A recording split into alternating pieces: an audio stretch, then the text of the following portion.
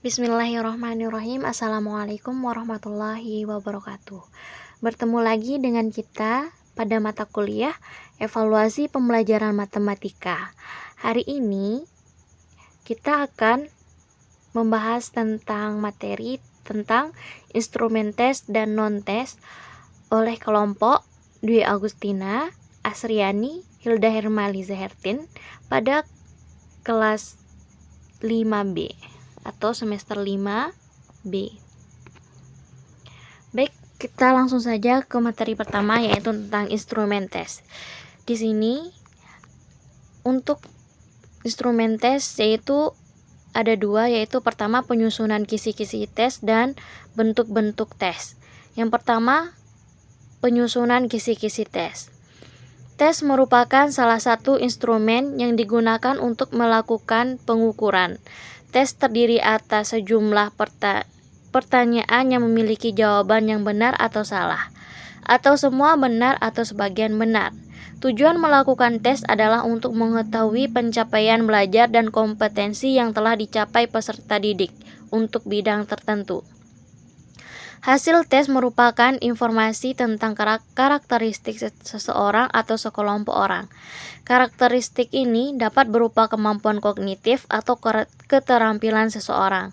Kisi-kisi adalah format atau matriks yang memuat kriteria tentang butir-butir soal yang akan ditulis. Kisi-kisi digunakan sebagai desain atau rancangan penulisan soal yang harus diikuti oleh penulis soal. Tujuan penyusunan kisi-kisi adalah agar perangkat tes yang akan disusun tidak menyimpang dari bahan atau materi serta aspek tes yang akan diukur dalam tes tersebut. Atau dengan kata lain, bertujuan untuk menjamin validitas isi dan relevansinya dengan kemampuan siswa. Komponen-komponen penyusun tes. Yang pertama yaitu standar kompetensi atau SK. Standar kompetensi atau SK merupakan kompetensi secara umum yang ingin dicapai dari pembelajaran yang diselenggarakan yang telah tercantum pada standar isi. Yang kedua yaitu kompetensi dasar atau KD, yang dimana akan dicapai dari pembelajaran tersebut yang terdapat pada standar isi. Yang ketiga yaitu tentang uraian materi, merupakan uraian dari materi pokok yang mengacu pada kompetensi dasar. Yang keempat yaitu bahan kelas, di mana di kelas mana tes ini akan diberikan. Dan yang ketiga yaitu indikator, yaitu ciri atau tanda yang dijadikan patokan untuk menilai tercapainya kompetensi dasar.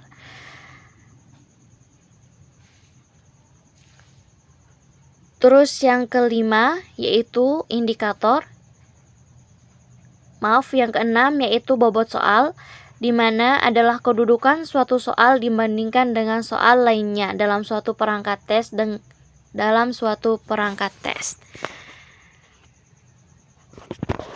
Kita lanjut ke materi selanjutnya, yaitu tentang kriteria kompetensi. Yang pertama di sini ada urgensi, di mana urgensi ini adalah kompetensi dasar atau indikator yang teoritis mutlak harus dikuasai oleh peserta didik.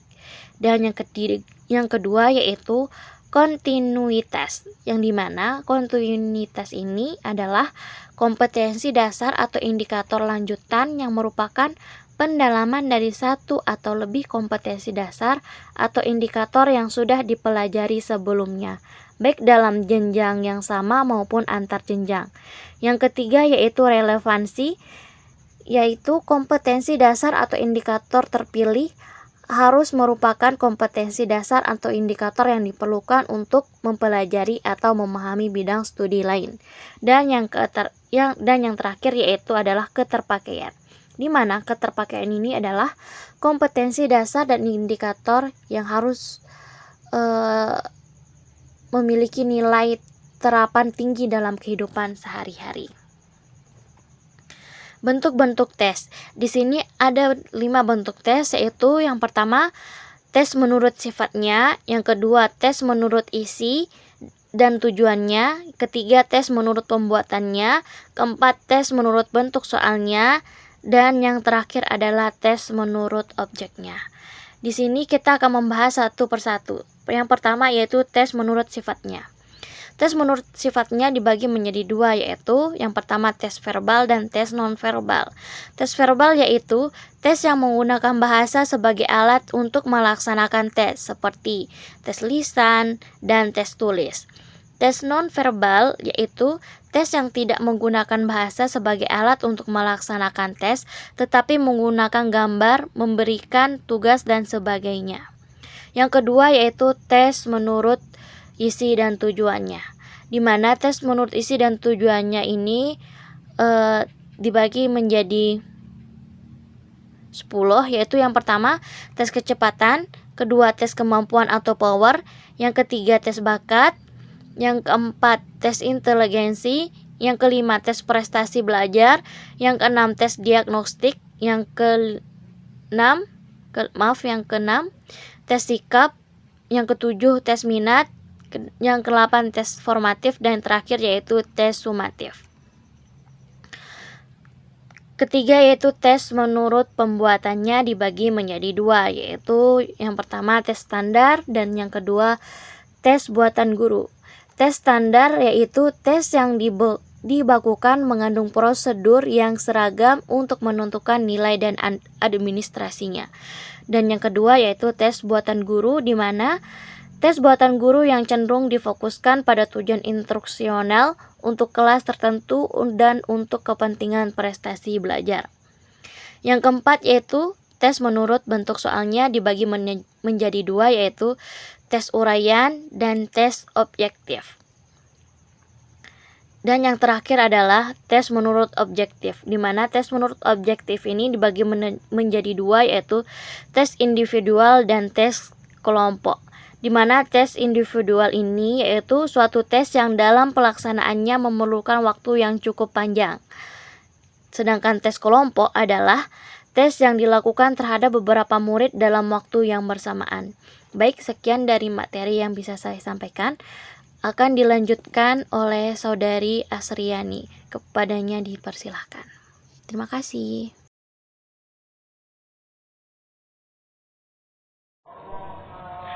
Bentuk instrumen tes matematika dan instrumen non-tes matematika.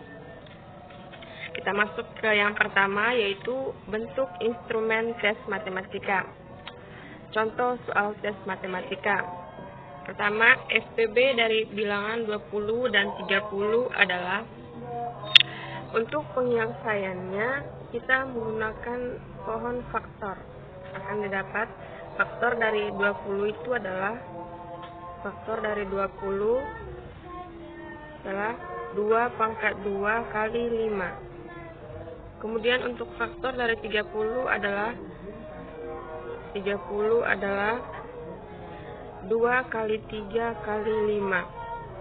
SPB itu dicari dari faktor persekutuan dengan pangkat terkecil, yaitu 2 kali 5. Jadi SPB dari 20 dan 30 adalah 10, 2 kali 5. Kemudian yang kedua yaitu instrumen non-tes. Adapun pengertian dari instrumen non-tes yaitu dapat diartikan sebagai alat untuk mengumpulkan data yang bersifat kompresif. Artinya, instrumen non-tes dapat digunakan untuk menilai berbagai aspek dari responden, sehingga tidak hanya untuk menilai aspek kognitif, tetapi juga aspek afektif dan psikomotorik. Jenis-jenis instrumen non-tes. Yang pertama, skala bertingkat atau Racine Scale, yaitu instrumen pengukuran non-tes yang menggunakan suatu prosedur terstruktur untuk memperoleh informasi tentang sesuatu yang diobservasi yang mengatakan posisi tertentu dalam hubungannya. Yang kedua, kuesioner, yang dapat digunakan sebagai alat bantu dalam rangka penilaian hasil belajar. Dengan menggunakan angket, pengumpulan data sebagai bahan penilaian hasil belajar jauh lebih praktis, menghemat waktu dan tenaga. Kemudian yang ketiga yaitu daftar cocok atau checklist. Checklist esensinya adalah untuk menyatakan ada atau tidak adanya suatu unsur, komponen, trait, karakteristik atau kejadian dalam suatu peristiwa, tugas atau satu kesatuan yang kompleks.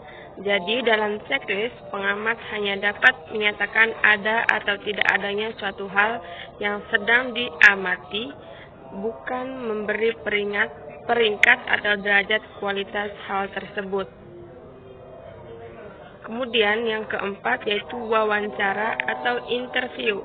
Wawancara adalah cara menghimpun bahan-bahan keterangan yang dilaksanakan dengan melakukan tanya jawab lisan secara sepihak, berhadapan muka, dan dengan arah serta tujuan yang telah ditentukan.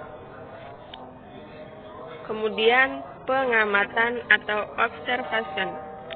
Secara umum, observasi adalah cara menghimpun bahan-bahan keterangan atau data yang dilakukan dengan mengadakan pengamatan dan pencatatan secara sistematis terhadap fenomena-fenomena yang sedang dijadikan sebagai sasaran pengamatan. Observasi dapat mengukur atau menilai hasil dan proses belajar, misalnya tingkah laku peserta didik pada waktu pendidik menyampaikan pelajaran di kelas. Dan yang terakhir yaitu riwayat hidup. Ini adalah salah satu teknik non-tes dengan menggunakan data pribadi seseorang sebagai bahan informasi penelitian. Dengan mempelajari riwayat hidup, maka subjek evaluasi akan dapat menarik suatu kesimpulan tentang kepribadian, kebiasaan, dan sikap dari objek yang dinilai. Yang ketiga yaitu penyusunan. Beberapa hal yang harus diperhatikan dalam menyusun instrumen penelitian yaitu yang pertama, masalah dan variabel yang diteliti termasuk indikator variabel harus jelas dan spesifik.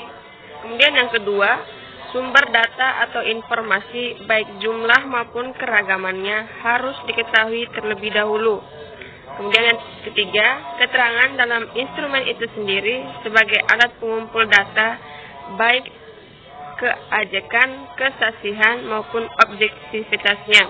Yang keempat, jenis data yang diharapkan dari pengguna instrumen harus jelas. Dan yang terakhir, mudah dan praktis digunakan, tetapi dapat menghasilkan data yang diperlukan. Assalamualaikum warahmatullahi wabarakatuh. Saya akan melanjutkan materi dari Saudari Asri. Saya akan membahas tentang bentuk instrumen non-tes. Saya sendiri yakni Hilda Hirmaliza Hertin, NIM 19010335, kelas 5B.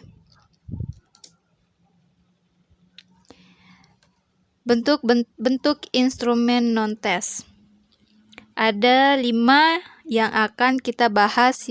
Yang pertama ada tujuan instrumen, kedua jenis instrumen non-tes yang digunakan, yang ketiga skala yang digunakan, keempat kisi-kisi instrumen non-tes, dan yang terakhir bentuk instrumen non-tes.